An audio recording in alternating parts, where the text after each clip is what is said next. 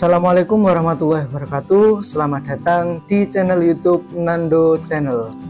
Kali ini saya akan berbagi konten tentang pemilihan lokasi budidaya ikan lele yang paling baik dan yang paling tepat. Jadi menurut saya, sebelum memulai budidaya ikan lele, kita wajib melihat lokasi kita terlebih dahulu. Nah, lokasi kita itu masuk tidak untuk budidaya ikan lele. Jangan langsung mulai tanpa adanya pertimbangan dan hitung-hitungan yang matang. Menentukan lokasi yang paling tepat untuk budidaya ikan lele, menurut pengalaman saya ada beberapa saran dan pertimbangan yang akan saya bagikan untuk teman-teman yang ingin memulai budidaya ikan lele. Jadi nanti ada beberapa lokasi yang akan saya sarankan atau saya bagikan ke teman-teman sebagai pertimbangan. Konten ini saya buat berdasarkan pengalaman pribadi saya. Jadi jika ada kekeliruan atau beda pendapat dengan jenengan, ya saya mohon maaf yang sebesar-besarnya. Kebetulan beberapa waktu yang lalu saya sering sekali berkunjung ke farm-farm besar. Jadi ada beberapa poin atau pengalaman juga dari beliau-beliau yang sudah usahanya itu berkembang jadi skala besar. Jadi ya ini termasuk ilmu bagi saya dan nantinya akan saya bagikan agar teman-teman yang baru mulai tidak putus di tengah jalan atau mengeluh akan usaha budidaya ikan lele. Nah, untuk lokasi yang paling tepat menurut saya itu yang pertama ini ya, lokasinya kalau bisa dekat dengan kali atau saluran irigasi. Nah, ini saya tambahkan kalau bisa karena ini saran ya atau pertimbangan. Jadi tidak memaksa. Hal ini sangat penting mempengaruhi kelancaran usaha budidaya ikan lele. Karena kalau jauh dari lokasi tersebut, kita kesulitan untuk pembuangan air limbah kolam lele. Contohnya ya punya saya sendiri. Jadi kolam saya itu di lahan terbatas di pemukiman padat penduduk yang lokasinya di tengah-tengah. Jadi samping-samping sudah rumah dan jalan poros.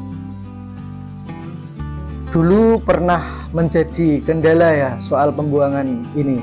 Soalnya untuk pembuangan akhir ini sangat penting. Dulu juga pernah air limbah kolam saya itu membanjiri kebunan tetangga dan jalan poros. Akhirnya seiring berjalannya waktu sudah ada dana, saya buatkan 3 tempat pembuangan akhir dengan cara menggali dan memasang saren dengan kedalaman galian yaitu 3 meteran. Dan otomatis ketika kita jauh dari irigasi, jauh dari sawah, jauh dari kali, kita akan membutuhkan biaya tambahan yang lumayan untuk membuat pembuangan ini karena dikerjakan oleh beberapa orang dan itu membutuhkan biaya untuk membayarnya. Kalau kita buangnya ke kali atau ke sawah atau ke irigasi atau ke pekarangan kita sendiri, kita juga bisa menerapkan sistem budidaya lele terbaik yaitu sistem kocor.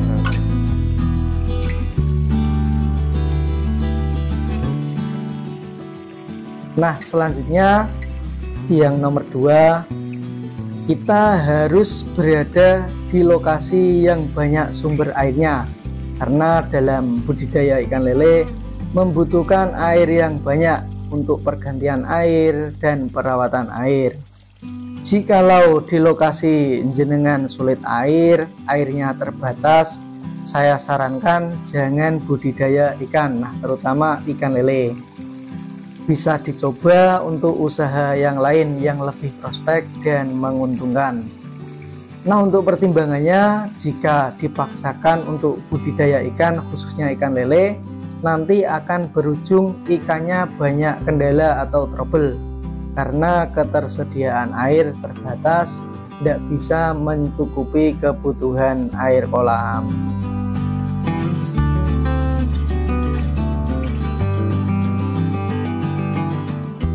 Nah, yang nomor 3, lokasinya ini kalau bisa jangan pas di bawah pohon yang berdaun lebat. Alasannya, kurangnya sinar matahari yang masuk ke dalam kolam membuat ikan lele kurang sehat. Karena menurut saya, ikan lele ini sama halnya manusia yang butuh sinar matahari agar ikan aktif dan airnya juga bagus.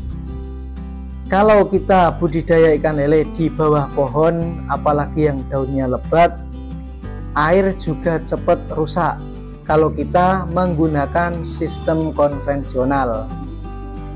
Selanjutnya, daun-daun yang jatuh dan masuk ke dalam kolam akan membusuk dan membuat air kolam rusak. Ketika kita budidaya di bawah pohon, daunnya masuk ke kolam itu nantinya daunnya itu membusuk ya, membusuk yang mengakibatkan air kolam cepat rusak, air kolam cepat banger, dan ikan juga akan stres serta banyak yang menggantung. Dan hal-hal yang tidak diinginkan seperti kalau cuaca ekstrim, ada hujan lebat disertai angin kencang seperti puting beliung ya, dikhawatirkan pohon tersebut tumbang dan menimpa kolam kita. Pertimbangannya seperti itu untuk yang poin nomor 3 ini.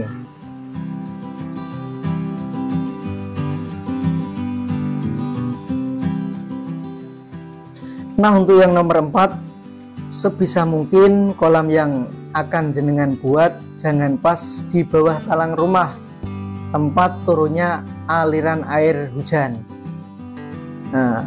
Nah, iso ojo ning isore gendeng utawa talang omah. Nah, kasare ngono. Ada beberapa orang yang bilang tidak apa-apa, aman. Nek bagi saya, pengalaman saya itu kurang tepat, karena ketika hujan, bakteri-bakteri yang menempel di genteng atau seng atau talang masuk ke dalam kolam, kemungkinan besar bisa menimbulkan masalah pada bibit ikan lele yang ada di dalam kolam. Ini pengalaman yang pernah saya alami. Jadi kemungkinan besar itu bisa mengakibatkan ikan lele mudah trouble.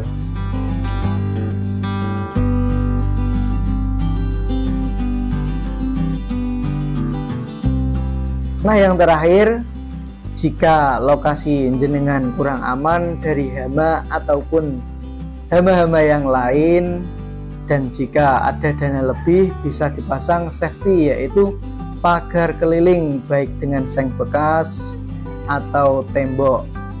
Nah, ini sebagai antisipasi hal-hal yang tidak diinginkan.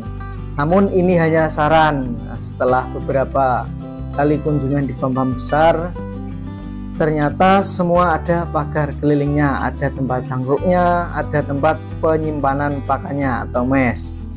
Bahkan ketika saya tanya, pagar ini dibuat sebelum adanya kolam itu terpasang atau kolam itu dibangun, jadi dibikin pagarnya dulu. Namun ini cuma tambahan ya, kalau ada dana yang lebih.